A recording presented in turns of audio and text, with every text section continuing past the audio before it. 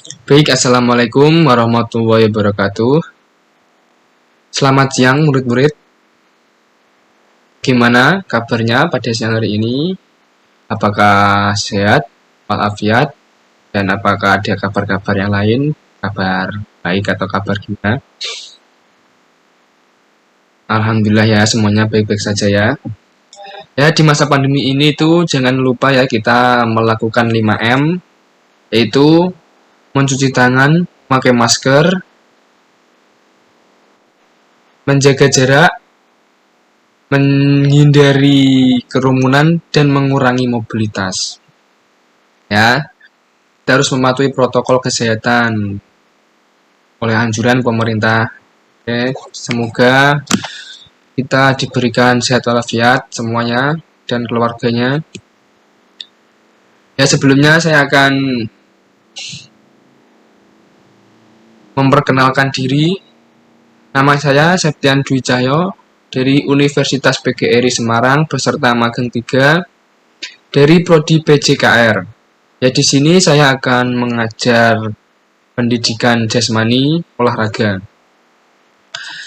Ya, sebelumnya, baik, sudah terlihat Mas ya. Ya, di sini saya akan menjelaskan materi tentang permainan bola voli. Permainan bola voli ini pastinya sudah tidak asing ya Mas di telinga Anda atau di mata siswa. Apalagi kalau ada di desa, wah permainan bola voli ini pasti tidak asing lagi. Apakah sudah ada yang tahu apa itu permainan bola voli?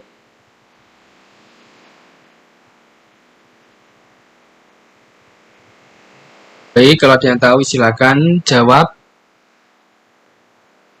Lakukan on cam dan open mic, silakan. Dan bisa juga menjawab melalui via chat. Dan nanti saya akan menjawab di akhir materi ya.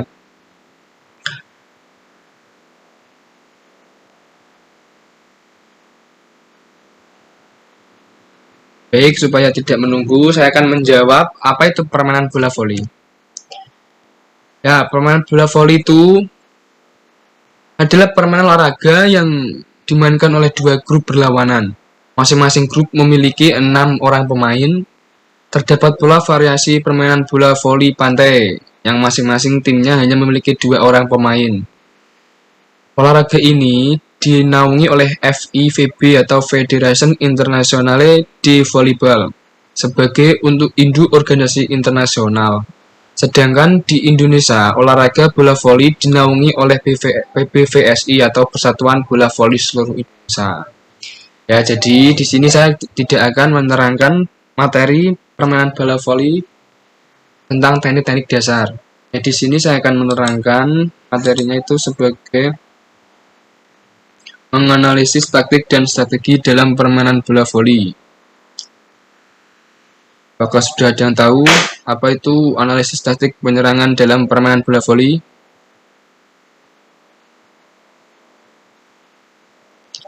Ya, kalau ada yang tahu silakan open mic atau dan lakukan on cam ya supaya saya bisa melihat siapa yang menjawab. Bisa juga siswa menjawab melalui via chat. Nanti ada nilai tambahan. Saya tunggu ya jawabannya 1 menit.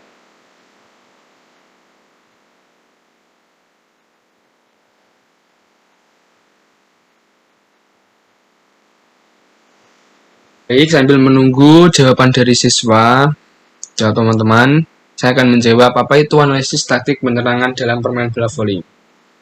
Ya, taktik penyerangan ini disebut juga pola penyerangan atau suatu cara yang dipergunakan dalam suatu pertandingan untuk mencari kemenangan secara sportif.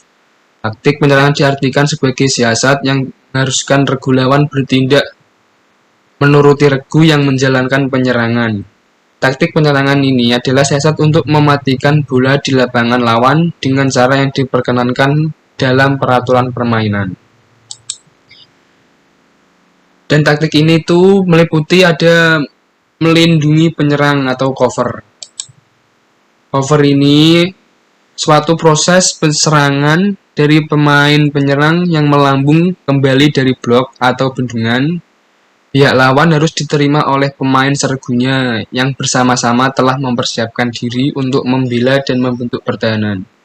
Tujuan seorang cover ini atau melindungi penyerang dari ini adalah seluruh lapangan terhadap segala bola yang dilambungkan kembali dari blok pihak lawan. Jarak antara kelompok-kelompok yang berkumpul di sekitar penyerang bergantung dari lambungan pas dari setter atau pengumpan, kualitas blok pihak lawan, arah lajunya yang dipukul oleh penyerang. Biasanya itu seorang cover itu atau melindungi penyerang ini berada di belakang penyerang untuk mengembalikan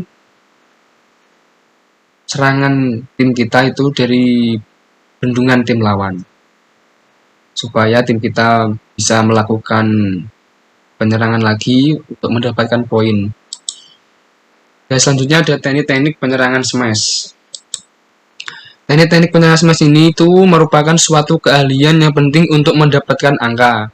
Seorang pemain yang pandai melakukan smash atau dengan istilah asing disebut smasher harus memiliki kegesitan, pandai melompat, dan mempunyai kemampuan memukul bola dengan keras.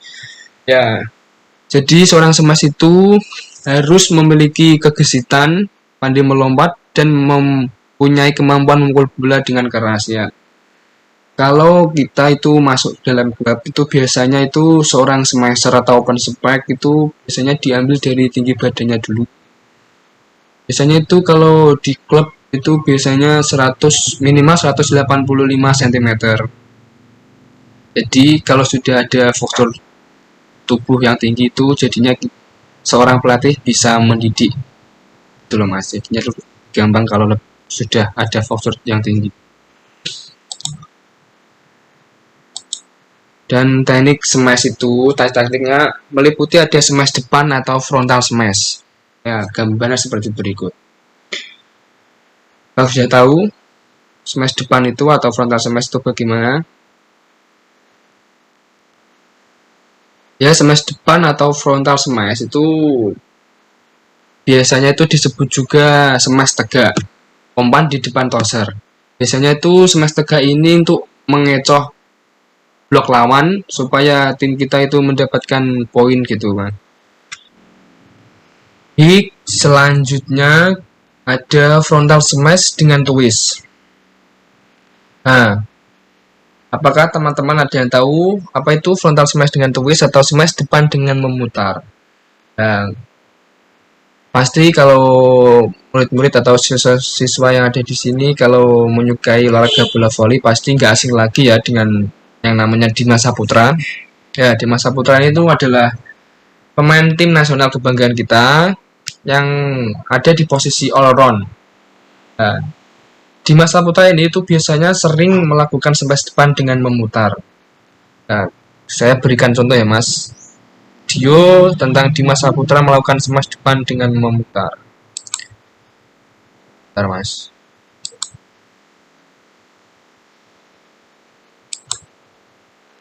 Tolong ya mas dicermati dulu, ini adalah kumpulan smash memutar atau smash cuek oleh Dimas Saputra. Anjay.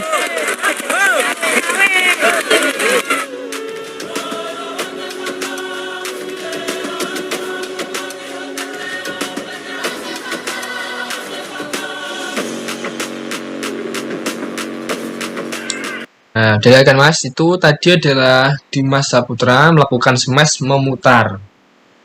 Tujuan smash memutar itu adalah untuk mengecoh blok. Biasanya itu seperti itu, mengecoh blok.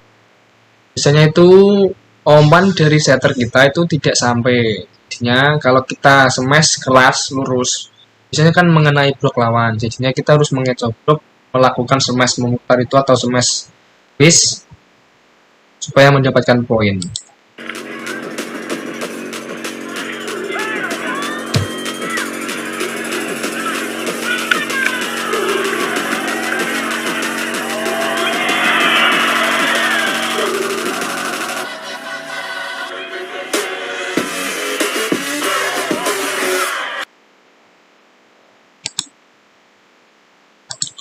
Ya, itu tadi adalah contoh smash memutar yang dilakukan yang diperagakan oleh Dimas Saputra.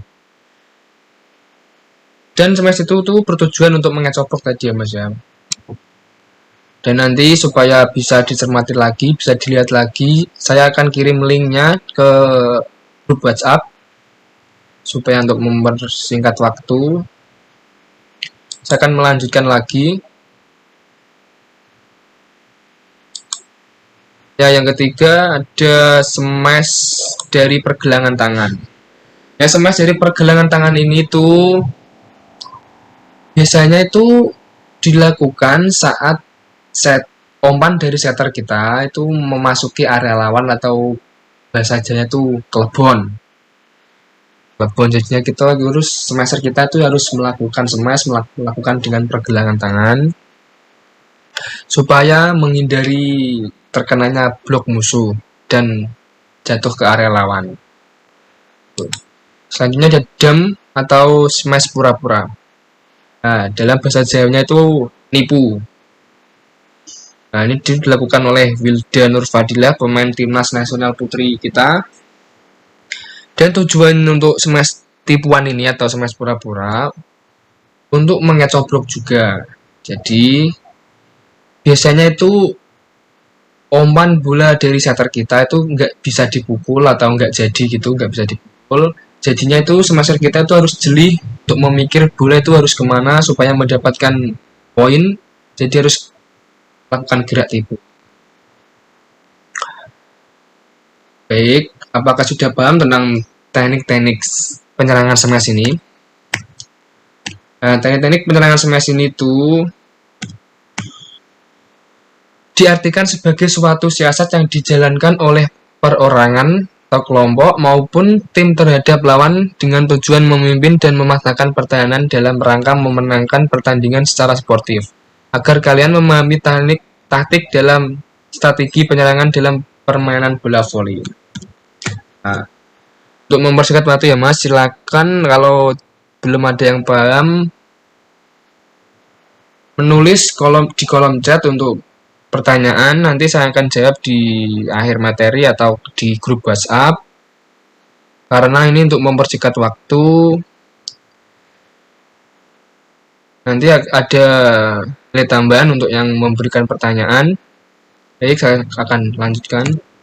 Selanjutnya ada pola pertahanan dalam permainan bola voli. Yaitu teknik pertahanan dalam keadaan pasif menerima serangan lawan dengan berhadapan adanya kesalahan dari regu penyerang. Taktik bertahan harus memiliki prinsip bahwa dengan bertahan regunya akan dapat menyerang kembali regu lawan. Pertahanan dapat dibagi menjadi 3, yaitu pertahanan di atas net, blocking, pertahanan daerah tengah, dan pertahanan daerah lapangan. Ya, kurang jelas itu pola pertahanan dalam permainan bola voli ini itu lawan dari tadi Mas. Kalau tadi kan itu teknik penyerangan. Kalau ini tuh pola pertahanan. Jadi untuk tadi itu untuk menyerang supaya mendapatkan poin, dan kalau ini tuh pola pertahanan bagaimana tim kita harus bertahan bisa mendapatkan bola serangan dari lawan itu atau smash supaya bisa mengembalikan bola dan melakukan serangan lagi. Gitu. Dan pola pertahanan mempunyai arti bahwa pemain bertahan dalam keadaan pasif, menerima serangan, dengan harapan regu lawan membuat kesalahan dari penyerangan. Taktik bertahan harus mempunyai prinsip agar dengan bertahan itu regunya dapat menyerang kembali regu lawan. Nah, ini sudah dijelaskan Mas. Dan selanjutnya ada pola bendungan atau berteman. Nah, seorang pemain dapat digolongkan sebagai pemain defense yang baik jika mampu bertahan dan mengimbangi smash-smash pihak lawan. Bertahan mencangkup 2 aspek, yaitu menerima smash lawan melindungi dengan blok. Ya, biasanya itu pola bendungan ini tuh dilakukan oleh blocker tim kita dan seorang libero atau pemain belakang kita supaya bisa mendapat bola kembali untuk melakukan serangan ke lawan lagi Mas. Nah, yang kedua ada taktik-taktik bendungan blok. Baik, taktik bendungan blok itu ada dibagi 3 macam. Yang pertama itu ada bendungan satu blok, ada 2 blok dan 3 blok. Nah, contohnya tuh seperti berikut. Ya, ini ada gambar satu blok, dan ini ada 2 blok, dan ini ada 3 blok. Nah, dan di sini saya akan menjelaskan bagaimana tentang bendungan satu pemain blok atau satu bloker. Nah, satu blok ini tuh jenis ini digunakan jika lawan memainkan penyerangan yang sangat cepat, cermat, dan kuat sehingga pihak bertahan tidak mempunyai kesempatan sama sekali untuk membantu teman melakukan blok. Tuh. Dan selanjutnya ada bendungan 2 pemain atau blok. Jenis ini digunakan jika lawan memainkan penyerangan dengan ketepatan sasaran sehingga pihak bertahan masih mempunyai kesempatan untuk membantu teman melakukan blok. Jadi untuk membantu melakukan blok ini biasanya itu yang kalau ada 2 bloker, yang tengah itu kalau di permainan bola voli itu biasanya itu ada di posisi quicker. Nah, quicker ini tugasnya itu untuk melakukan blok. Jadi quicker itu kan berada di posisi tengah atau posisi 3. Tugasnya itu harus mengeblok kalau setter lawan itu mengumpankan ke posisi 1, 2 atau keempat. Jadinya itu harus menguasai kanan kiri. Selanjutnya itu ada bendungan 3 pemain blok. Nah, ini mas, ada 3 blok. Ya, yang tengah ini tuh biasanya tuh seorang quicker, open spec dan open spec.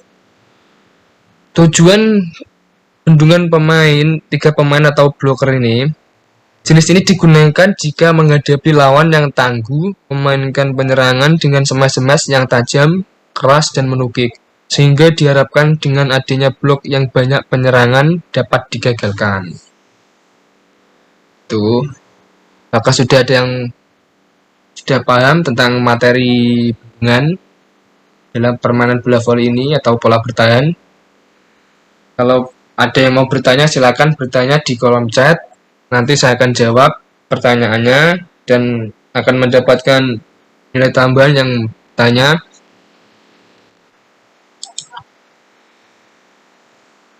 Baik, kalau sudah tidak ada yang mau bertanya, di sini Bapak akan memberikan tugas kepada murid-murid atau teman-teman. Tugasnya itu siswa harus memilih materi dari PPT tadi, diantaranya ada teknik-teknik penyerangan smash atau taktik-taktik bendungan, blok, dan siswa harus mempraktekkan dan membuat video. Lalu videonya diupload di YouTube dan siswa mengumpulkannya harus kirim link video tersebut lalu kirimkan ke grup WhatsApp.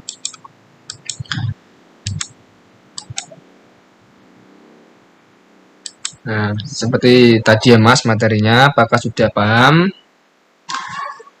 Baik, kalau sudah paham, saya tunggu ya Mas tadi yang bertanya siapa di kolom chat. Nanti ada nilai tambahan dari Bapak.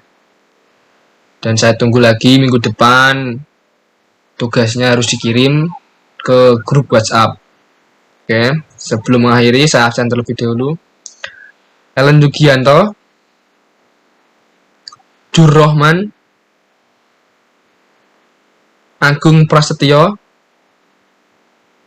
Albajli Vanas Rinraharjo, M. Kotibul Umam, Afa Fikrul Mustanir, Hanif Saifuddin, Sofwan Arifin. Baik, alhamdulillah pada siang hari ini murid-murid hadir semua. Baik, sebelum mengakhiri pelajaran pada siang hari ini, alangkah baiknya kita berdoa terlebih dahulu. Semoga diberi barokah ilmu pada siang hari ini dan sehat walafiat. Berdoa mulai. Selesai. Baik, saya tunggu ya Mas tugasnya di minggu depan. Sebelum Bapak akhiri, Pak mohon maaf terlebih dahulu kalau ada tutur kata yang salah. Mohon dimaafkan dan wassalamualaikum warahmatullahi wabarakatuh.